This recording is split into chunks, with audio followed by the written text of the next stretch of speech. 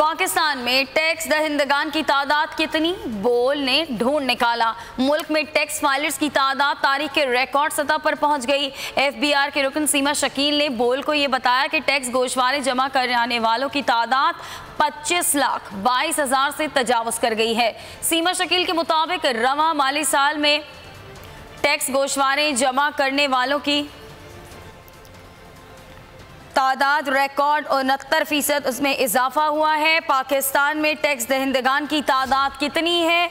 बोल ने ढूंढ निकाला। मुल्क में टैक्स फाइलर्स की तादाद तारीख की रिकॉर्ड सतह पर पहुंच गई है।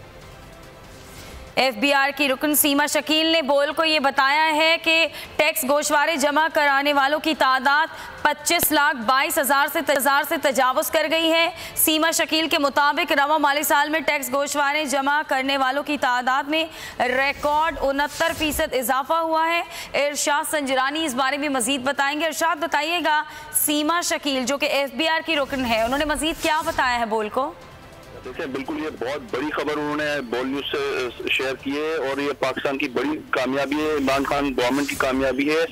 सीमा शकील जो कि मेंबर आईआर एफबीआर ऑपरेशन है, उन्होंने उनके मुताबिक टैक्स गोशवारे जमा कराने वालों की तादाद रिकॉर्ड सतह पर पहुंच गई है, जिसकी तादाद अब तक 25,22,000 से तजावुज कर गई है।